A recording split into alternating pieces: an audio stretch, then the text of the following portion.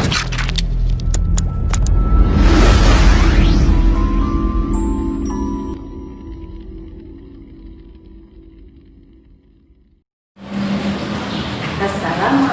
warahmatullahi wabarakatuh. Halo teman-teman, bertemu lagi dengan Yusrika dalam pelajaran Bahasa Indonesia. Mari kita mulai belajar hari ini dengan membaca basmalah bersama-sama. Bismillahirrahmanirrahim. Silahkan diperhatikan videonya, lalu jangan lupa kerjakan tugas-tugasnya ya. Pada pelajaran Bahasa Indonesia kali ini, kita akan belajar tema 2, selalu berhemat energi, subtema 1, sumber energi. Nah, materi bahasanya tentang membuat paragraf berdasarkan gambar atau teks visual. Ini tujuan pembelajaran kita adalah, yang pertama, kalian harus mampu mengidentifikasi gambar-gambar dari teks visual yang diamati dengan terperinci.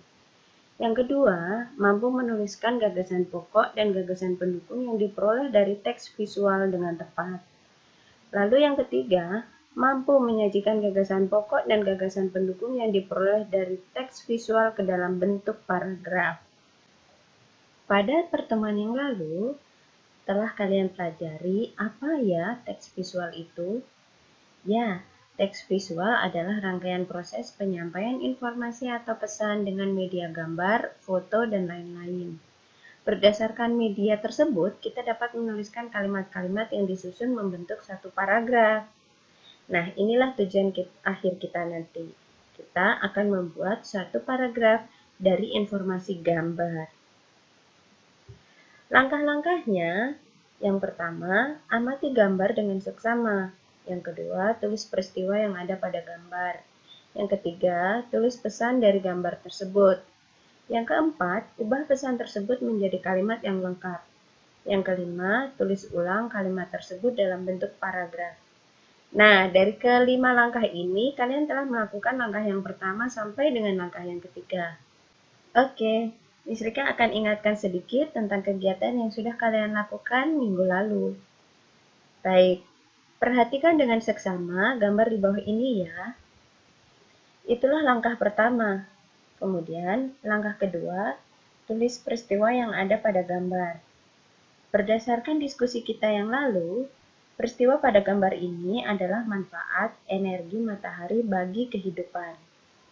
Lalu, langkah ketiga, kalian diminta untuk menulis pesan dari gambar tersebut. Berdasarkan pesan-pesan pada gambar tersebut, terdapat 6 pesan yang sudah kita tentukan. Lihatlah gambar-gambar ini. Pesan-pesan pada gambar tersebut adalah, yang pertama, membantu fotosintesis pada tumbuhan. Yang kedua, mengeringkan pakaian. Yang ketiga, menjadi sumber cahaya. Yang keempat, mengeringkan ikan asin. Yang kelima, sumber vitamin D. Dan keenam, dimanfaatkan sebagai panel surya. Keenam pesan tersebut lalu kita sebut sebagai gagasan pendukung. Sedangkan peristiwa yang ada pada gambar tersebut kita sebut sebagai gagasan pokok. Itulah kegiatan kita minggu lalu. Sekarang kita lanjutkan langkah keempat dan kelima ya. Lengkapi gagasan pokok menjadi kalimat utama dengan cara melengkapi gagasan pokok dengan unsur-unsur subjek, predikat, objek, dan keterangan. Gagasan pokok yang kita peroleh adalah manfaat energi matahari bagi kehidupan. Sekarang kalimat utamanya Yusrika buat seperti ini. Energi matahari sangat bermanfaat bagi kehidupan makhluk hidup seperti manusia, hewan, dan tumbuhan.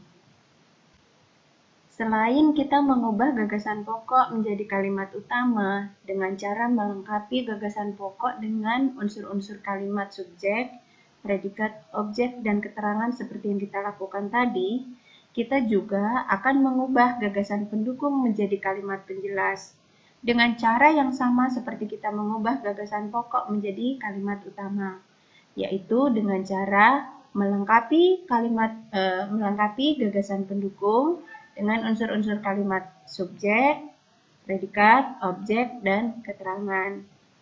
Gagasan pendukung yang pertama, membantu fotosintesis pada tumbuhan. Kalimat penjelasnya menjadi energi sinar matahari digunakan untuk membantu proses fotosintesis pada tumbuhan hijau. Sedangkan gagasan pendukung yang kedua, mengeringkan pakaian. Kalimat penjelasnya menjadi ibu menjemur di siang hari untuk mengeringkan pakaian dibantu sinar matahari. Gagasan pendukung yang ketiga menjadi sumber cahaya. Kalimat penjelasnya menjadi makhluk hidup yaitu manusia, hewan, dan tumbuhan menggunakan sinar matahari sebagai sumber cahaya di pagi hari hingga sore hari. Gagasan pendukung yang keempat, mengeringkan ikan asin. Kalimat penjelasnya, para nelayan juga menggunakan sinar matahari untuk mengeringkan ikan menjadi ikan asin. Gagasan pendukung kelima, sumber vitamin D. Kalimat penjelas, sinar matahari juga dimanfaatkan sebagai sumber vitamin D yang sangat bermanfaat bagi bayi. Gagasan pendukung terakhir atau gagasan pendukung ke-6, dimanfaatkan sebagai panel surya.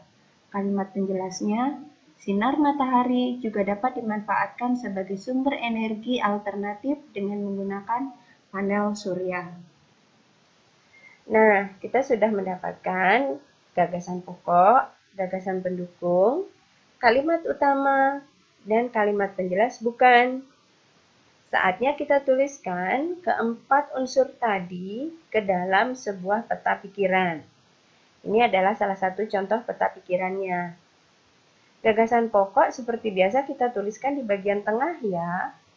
Sedangkan gagasan pendukung kita tuliskan di bagian pinggir mengelilingi gagasan pokok. Jangan lupa dituliskan juga kalimat utama di bawah gagasan pokok dan kalimat penjelas di bawah gagasan pendukung. Setelah membuat peta pikiran, kita buat sebuah paragraf berdasarkan kalimat-kalimat yang sudah kita buat tadi. Kalimat utama biasanya dituliskan di awal atau di akhir paragraf. Untuk menulis sebuah paragraf, kita akan menulis menjorok ke dalam untuk kalimat yang pertama. Ini Mislika beri contoh untuk kalimat utama yang berada di awal paragraf. Oh iya, jangan lupa ya diberi judul. Kali ini, judul yang Mislika berikan adalah Energi Sinar Matahari. Energi matahari sangat bermanfaat bagi kehidupan makhluk hidup seperti manusia, hewan, dan tumbuhan. Energi sinar matahari digunakan untuk membantu proses fotosintesis pada tumbuhan hijau. Ibu menjemur di siang hari untuk mengeringkan pakaian dibantu sinar matahari. Makhluk hidup yaitu manusia, hewan, dan tumbuhan menggunakan sinar matahari sebagai sumber cahaya di pagi hari hingga sore hari. Para nelayan juga menggunakan sinar matahari untuk mengeringkan ikan menjadi ikan asin. Sinar matahari juga dimanfaatkan sebagai sumber energi vitamin D yang sangat diperlukan bagi bayi. Sinar matahari juga dapat dimanfaatkan sebagai sumber energi alternatif dengan menggunakan panel surya. Berikut Mislika bacakan paragraf dengan kalimat utama yang dituliskan di akhir paragraf. Energi sinar matahari. Energi sinar matahari digunakan untuk membantu proses fotosintesis pada tumbuhan hijau. Ibu menjemur di siang hari untuk mengeringkan pakaian dibantu sinar matahari.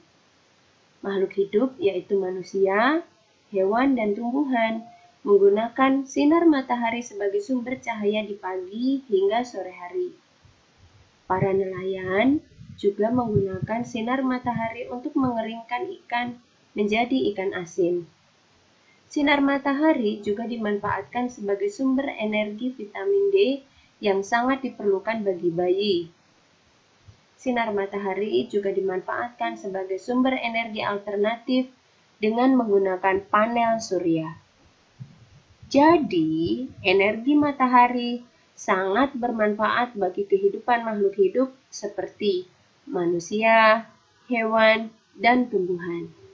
Nah, begitulah cara membuat paragraf berdasarkan teks visual gambar.